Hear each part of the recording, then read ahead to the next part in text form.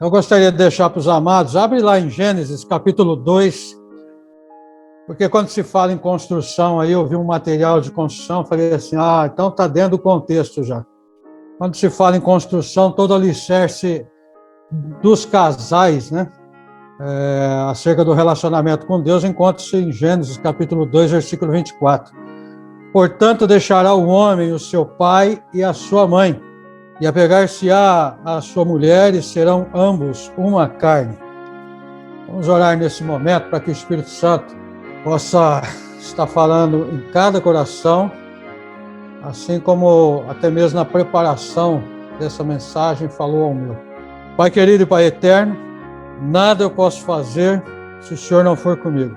Ó Deus, que o Senhor, meu Pai, possa estar fazendo a obra no coração de cada um, para que a Tua palavra possa falar em cada coração, a Tua igreja, o Teu povo possa ser desafiado. E se porventura, meu Pai, há algum casal que nos visita e não tem Cristo como seu Senhor, hoje também é o dia da salvação, porque o Senhor tem uma obra preciosa para cada um.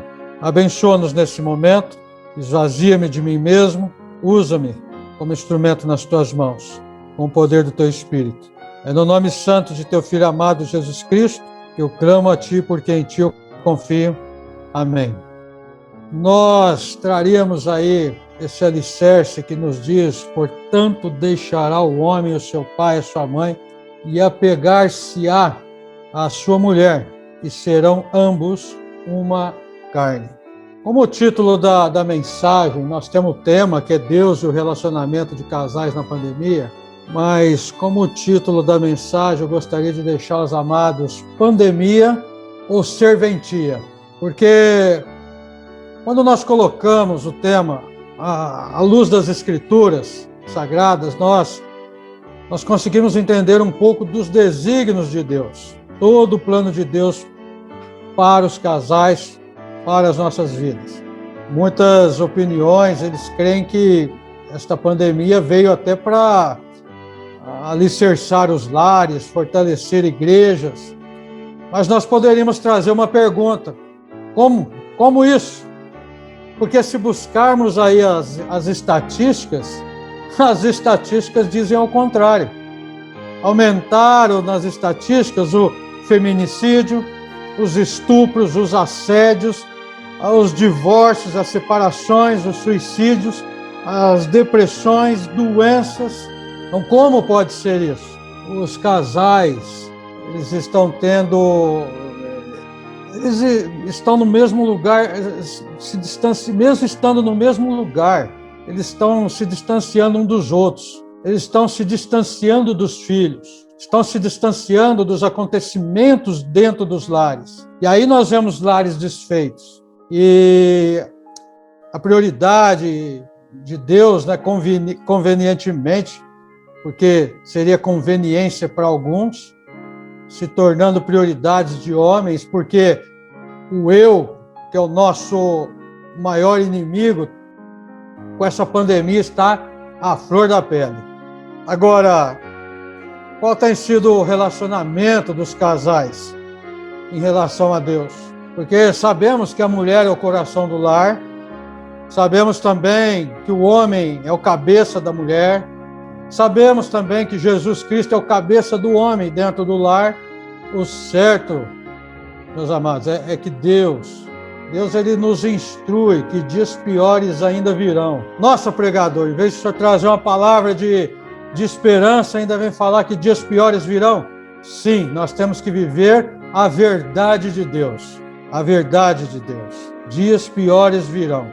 As famílias, os casais, eles já estão doentes desde a entrada do pecado no Jardim do Éden. Não é agora, não é de agora.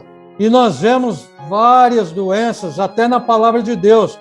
Mas quando nós pegamos a pandemia, procuramos aí uma pandemia ou até mesmo uma epidemia, que é uma contaminação generalizada, não encontramos, não tem mencionada nas Escrituras. Isso o que nos leva então a crer que é uma palavra humana que retrata o resultado do pecado do homem, lá atrás, no Jardim do Éden, quando Deus diz, certamente morrereis. que é um processo contínuo da morte.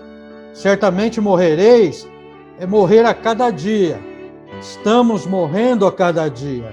Agora, na soberania de Deus e na sua onisciência, nada passa desapercebido diante de Deus. Tudo está no controle de Deus, tudo com a permissão de Deus. Então, assim, nós entendemos que esta pandemia foi permitida por Deus para que seu nome em Jesus Cristo fosse invocado. Nunca se invocou tanto o nome de Deus, talvez, na história como agora. Outros momentos também foi invocado o nome de Deus, mas nós pegamos a nossa geração. Toda a sua manifestação na vida ou na morte deveria ser glorificada. Então a verdade que nós temos nas Escrituras é que Deus diz em sua palavra que Ele mesmo não tem prazer na morte dos que morrem, mas que antes se arrependam e se convertam dos seus maus caminhos. Então, como casal, o que nós podemos levar dessa pandemia? Se é que uma pandemia pode nos ensinar algo. E eu gostaria de deixar aos amados novamente um acróstico com a pandemia, porque fala-se muito em pandemia, para que você aplique estas verdades absolutas de Deus, colocada aí em cada letra dessa enfermidade que tem ceifado almas e levado vidas para a eternidade, que você aplique essas verdades absolutas na sua vida, que você creia que Deus está caminhando com você ao seu lado, independente de qualquer circunstância. Então, considerando que o homem, ele é o cabeça do lar, e a mulher, o coração do lar, nós estamos tratando com os casais. Então, que os casais passem por esta pandemia, na letra P, amadurecendo a sua paciência. Romanos capítulo 5, vamos lá em Romanos capítulo 5, no versículo 3, para ver o que nos ensina a palavra de Deus. Romanos capítulo 5, versículo 3. Assim diz o Senhor: e não somente isto, mas também nos gloriamos nas tribulações, sabendo que a tribulação produz a paciência. Meus amados, alegre-se nas provações, alegre-se nesse momento. Não é fácil perder quem nós amamos, não é fácil perder um amigo, não é fácil perder pessoas que estão conosco. Realmente é uma marca que fica em nós, mas nós temos que nos alegrar em qualquer circunstância que estivermos passando, temos nos alegrar, porque estas circunstâncias, estas provações, estas lutas, estas tribulações, estas dificuldades, esses porquês da vida, vai nos dar a paciência. E há de se ter paciência entre o homem cristão, entre a mulher cristã, dentro de um lar verdadeiramente cristão. Há de se ter essa paciência. Por quê? Porque a paciência gera a experiência. E aí nós vamos crescendo em amor, crescendo em graça. Porque se na letra P ele nos mostra a paciência, na letra A ele vai então mostrar mais para frente o amor. E aquele amor ágape, o amor incondicional, que ele retrata tão diligentemente num texto totalmente conhecido, em João, capítulo 3, versos 16, que eu creio todo mundo conheça de cor. A palavra de Deus nos diz, porque Deus amou o mundo de tal maneira que deu seu Filho unigênito para que todo aquele que nele crê não pereça, mas tenha a vida eterna. Então eu tenho que me alegrar nas provações, eu tenho que dar graças a Deus, eu tenho que ser grato, eu tenho que glorificar a Deus em todas as circunstâncias, nos ganhos, nas perdas, nas vitórias, nas derrotas, em todo momento, para que a minha pessoa possa expressar o amor que habita em mim, que é o amor ágape, o amor incondicional. E é o amor ao próximo, é o amor ao próximo. Porque quando eu expresso esse amor, eu passo a dominar toda a... Porque na letra N, nós temos aí o nascimento, o novo nascimento. Você tem a convicção do novo nascimento? Porque eu tenho conversado com pessoas que dadas as circunstâncias hoje dessa pandemia, até coloca em dúvida a sua própria salvação. Dentro do meu lar, eu passo a cuidar dentro do meu lar como cabeça, eu passo a ensinar a minha esposa como coração, eu passo a ensinar os meus filhos, a ser exemplo para os meus filhos. Olha que ponto nós estamos chegando. Vamos lá em 2 Coríntios, ver o que a palavra de Deus nos diz. 2 Coríntios, capítulo 5, versículo 18, versículo 19. E tudo isto provém de Deus, que nos reconciliou consigo mesmo por Jesus Cristo e nos deu o ministério da reconciliação. Isto é, Deus estava em Cristo reconciliando consigo o mundo, não lhes imputando seus pecados, e pôs em nós a palavra da reconciliação.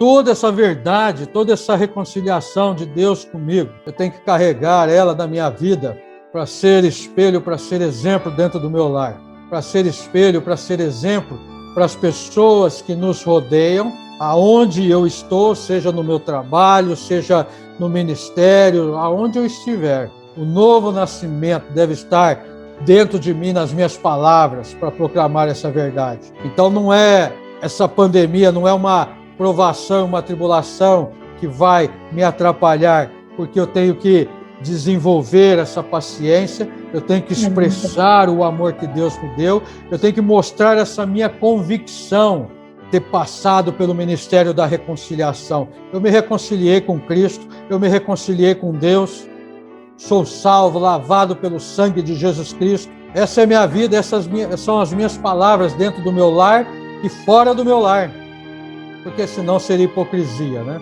Assim como muitas pessoas são dentro da igreja e não são também dentro do seu lar, infelizmente.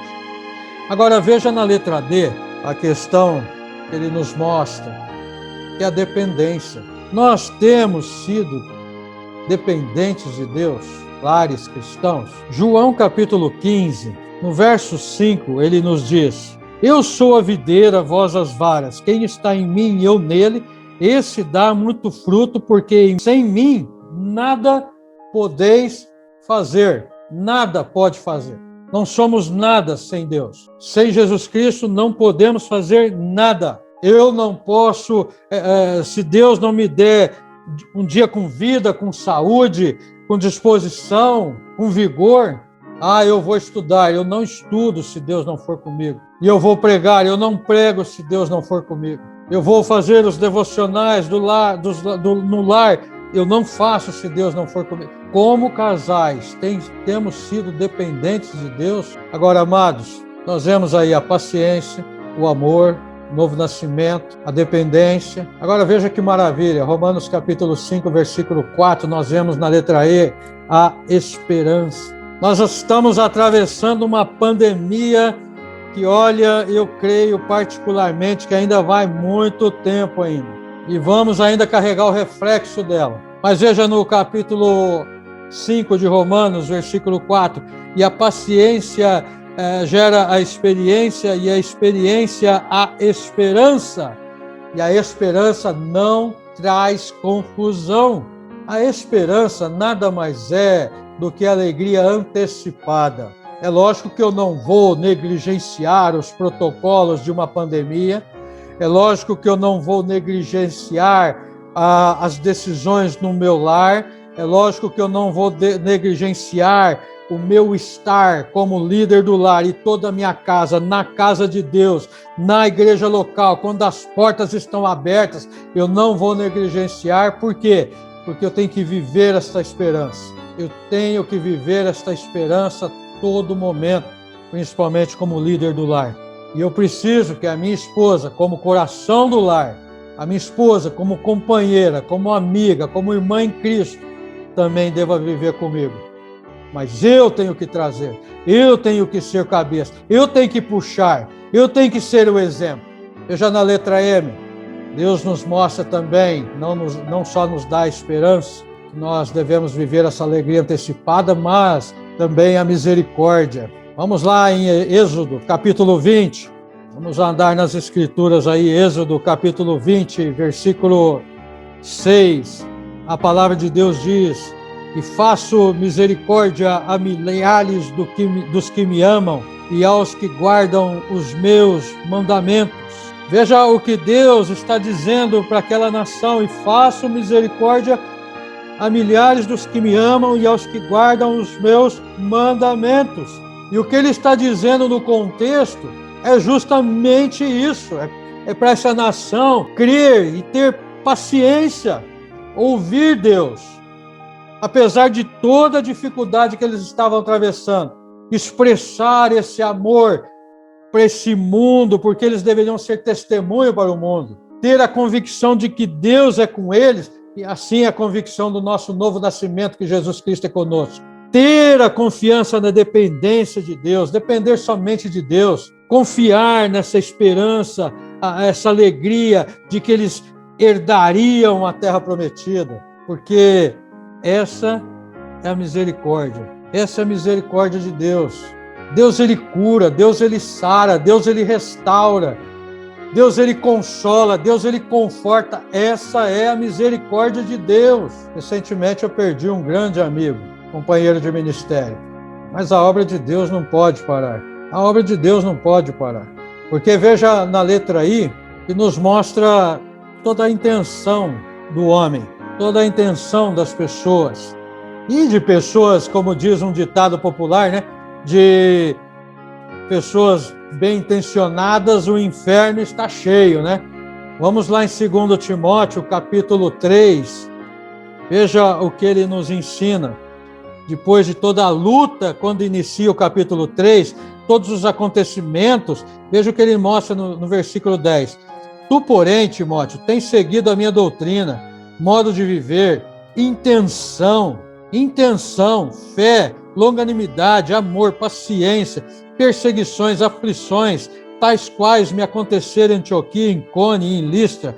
Quantas perseguições sofri, e o Senhor de todas me livrou, e também todos os que piamente querem viver em Cristo Jesus padecerão perseguições, mas os homens maus e enganadores irão de mal para pior, enganando e sendo enganados. Então, não se iluda com a intenção. Temos que ter intenção, sim, mas a intenção, ela vai se concretizar na letra A, com atitude. Na letra A, com a atitude. Vamos lá em Gênesis. Volta em Gênesis, capítulo 22, no versículo 16. Veja o que ele nos diz, versículo 16 e 17. Assim diz o Senhor. E disse: por mim mesmo jurei, diz o Senhor, porquanto fizeste esta ação e não me negaste o teu filho, teu único filho, que deveras te abençoarei e grandissimamente multiplicarei a tua descendência, como as estrelas dos céus e como a areia que está na praia do mar, e a tua descendência possuirá a porta dos inimigos. Assim como fizestes esta ação. É atitude, é a graça de Deus recebida, porque não podemos viver de intenção. Como líder do lar, minha esposa, como coração do lar, não podemos viver de intenções, mas temos que colocar também a atitude, principalmente a atitude, a ação, colocar em prática, porque a pandemia ela é só mais um momento da história permitida por Deus. A família, o casal, é toda a história. Meus amados, Deus instituiu a família em Adão, ele ensinou o casal para o ministério. Em Adão, nós vemos que ele instituiu a família para o ministério. Ele instituiu aquele casal para o ministério. Então, os amados estão vendo que eu não posso me acomodar dentro do meu lar, mas eu faço parte da minha igreja. A igreja é o símbolo do casal, do relacionamento Cristo, o noivo e a noiva, e depois o esposo e a esposa. Deus preservou a família em Noé, preservou o casal para o ministério, para dar continuidade. Deus separou a família em Abraão para o ministério.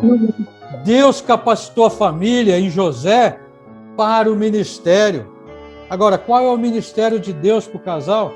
A vontade de Deus sendo cumprida em cada casal constituído, sobre a graça de Deus, sobre as bênçãos de Deus. Então, a pandemia, ela não pode prevalecer sobre a serventia para os casais, que devem ser luz em seus lares. Sejam exemplos, todos vejam Jesus Cristo em seus lares e que todos que os rodeiam vejam Jesus Cristo em suas vidas. Agora, Deus e o relacionamento de casais na pandemia.